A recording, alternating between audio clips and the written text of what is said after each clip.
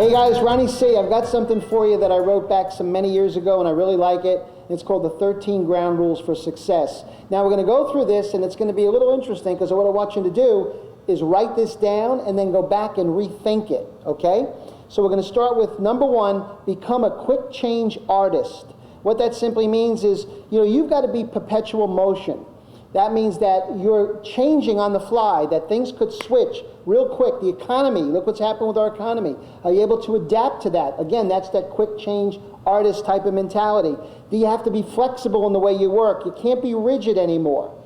Quick change artists have to be flexible. No, rigidity doesn't work. Could reluctance be a dead-end street? Sometimes you look at something and you go, no, I don't want to do that. Could that reluctance be a dead-end street? Sometimes you got to break the paradigm, come outside of what you normally would do, especially today. You have to adapt fast, quick. The mentality today is get it done quickly. People want you to be expeditious. They don't want you to take a lot of time. They don't want you to lollygag. They want you to move swiftly. You have to be mobile. Don't be in mourning. Don't mourn the past. Don't say, oh, in those days, back in the day. Forget back in the day. It's today. Be that quick change artist. Commit fully to your organization. Commit fully to yourself. Should your GM or should your owner expect more from you? I think so. In today's days and times, what are they doing? They're trimming costs. They're getting people that are more efficient, more productive at what they do, and they're looking at you to give them more. When you give them more, you also have more potential to earn. What do consumers demand today? What do they want from a company? Do they want you to be fully committed to them when you go to their home? Yes. They want you to know you're focused on their goals, their objectives. You're there to satisfy their wants, desires, and needs. Always be a people person. Always be a person that solves their issues. They come to you because they have a situation they want addressed. You're there to address that situation. If you can't commit fully to doing these things, you should get out of the business. We don't want you to do that, but you've got to be committed to your organization, committed to your company, committed to yourself. You have to have personal high commitment and be loyal to yourself. Be loyal to your employer and be loyal to your family. Commit to give yourself the gift of commitment. I am a person that's committed and dedicated to doing the right things. How about this next one? Speed up. Speed up. Speed is essential. What has increased today? The time to do things has shortened. That's what's happening more. They don't want to have a lot of time where they're giving a lot of thought to things. They want to move swiftly. You have to remove barriers between departments within your organization. If you've got the sales and the installation departments that are at odds, that's not good. You've got to get those teams to come together cohesively to produce a positive outcome for the customers. Workers should be cross-trained. They can do more than one job. Make sure everybody in your organization is able to function in more than one area. You could function in more than one area. Make sure you accelerate doing business, as we said. Quicker. Take action. Learn fast. Fail fast. Pick up from that mistake and move on. Go to the next level. Accept ambiguity and uncertainty. Ambiguity and uncertainty. Very important, because what's going to happen is sometimes it's not as crystal clear as you want it to be. It's not as perfect as you want it to be. You can't have a lot of structure sometimes. You got to be able to flow with that. When you find that, oh, it isn't really what I expected, okay, move around it. What does a ship's captain do at sea? If he knows there's rough seas ahead, he navigates around it. You should do the same thing. Today, the world of retailing, the world of consumer sales is changing. They're forcing our hand. They're making us do the things we need to do to be more efficient in doing it. They want someone to point out priorities, to make them aware of what needs to be done and how it needs to be done. They want to take decisions and make them more quickly, and you got to be willing to sometimes wing it and not go with the flow, go against the river, go against the tide. Behave like you own the company. When you go to work, I think I've told you this before, it doesn't say ABC Roofing. Your name is on the building, your name is on the truck. That company wants more from you. Give more. Give as if you were the owner. Have an owner's mentality. You should be more entrepreneurial within that organization. You should be a closer to the customer. You're able to give them closure to what they're trying to do. They're looking for you to make decisions for them. How do you do that? Again, you do it when you know you're an owner, you have that ownership mentality, you're able to make those decisions. Your owner, your general manager should empower you to make some decisions right there on the spot so you can behave like you own the organization. We should always look for ways to cut expenses. Obviously, if we reduce expense, we increase profitability. Stay in school. We've talked about education. You're in this program. What does that mean? You're learning all the time. Don't be lazy about learning. Try and get something to feed your mentality every day. And when you feed your mentality every day, you become better, you become more effective. You can make that 30% more income we talked about earlier. Your only investment is going to be your time and effort in most cases. Your boss is not telling you, you got to pay for the telephones, you've got to pay for the rent. They're telling you to be educated, to learn, to be so efficient and productive that it's ridiculous. That's what you want to be. Hold yourself accountable for outcomes. Don't hold anybody else accountable. Hold yourself accountable. You are responsible to you and nobody else. Once you are responsible to you, the responsibility filters downstream and the responsibility goes to other people. You should hold yourself accountable for outcomes at the end of the month. When the end of the month comes, how did you do? If you didn't do what you expected to do, how could you improve it? Where could we look at more opportunity? You should hold others accountable for their commitments. If somebody says to you they're going to do X, make sure they do it. Never write a check with your mouth your body can't cash. We should be focused on outcomes, positive outcomes. Add value. How do you add value? You should contribute more than you cost. You know, today, you look at an organization that has an opportunity. You think that opportunity was free? There was advertising and marketing. There was cost of overhead and expenses.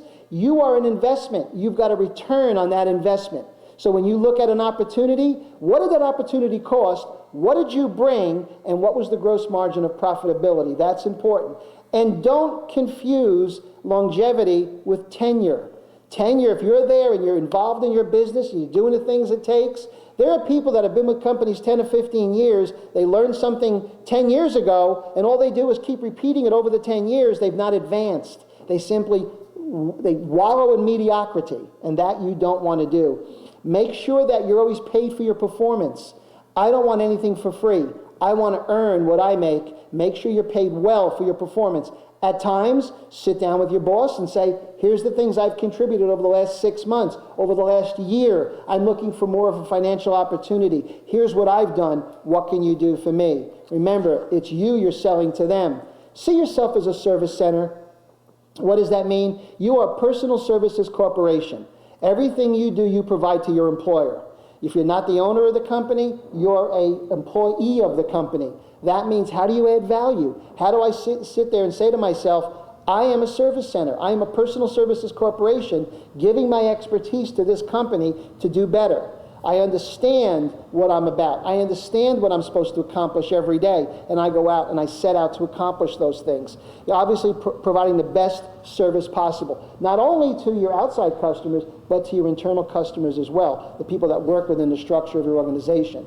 Manage your own morale. Yeah, sometimes attitude does get you down. You have a bad day, you have a rough day, but you maintain that positive outlook and attitude. And you know what? At work, you may have a situation at home. You can't do anything about that today. You can't affect that right now at work. Let it lay it on the side and go back to it later. But when you're at work, focus on what you're doing at work. Your attitude will affect your production. So when you have that right kind of attitude, your morale is up personally, you're going to be more focused and more responsible. You know, treating people right is a two-way street. You got to treat them right, they should treat you back the same way. You know, we always say, I treat people the way I myself would like to be treated. When you do that, there's a reciprocal effect. People will give you back what you give them. Respectful, courteous, friendly, helpful, they'll give you that back. You know, don't carry around that excess baggage during the day. Leave it by the curb and get out there and do the right thing. Practice KZen. KZen, that's a Japanese word, and what it basically says is, first of all, we want to get better, and I want to improve, and I'm going to look at opportunities to improve. You know, the Japanese are an interesting culture. They work so hard at running their businesses that 95% of the time they're doing that, running their business. They're not putting out fires. The American businessman spends more time fighting fires than running his business. because they have educated themselves to a point that they can be productive and efficient at all junctions. They're never backing up. They're always going forward. Don't get me wrong. There are hiccups in their program too. But they're fired up, they're knowledgeable, they're motivated, they're goal-directed, and they make it happen. Make sure that your best is the best you can give. Make sure that you're improving every day, and know your job, and don't worry about the future, because the future will take care of you. Be a fixer, not a finger pointer. Be someone that comes up with solutions, not someone that points out problems. There's always the guy that can say what he would have done. I would have done it this way. You know what? Go ahead and do it. Show me a better way. Be willing to accept that. Be willing to say, if you can show me how to be more effective, I'm willing to learn. I'm willing to nurture that. I'm willing to apply those principles. Stop complaining.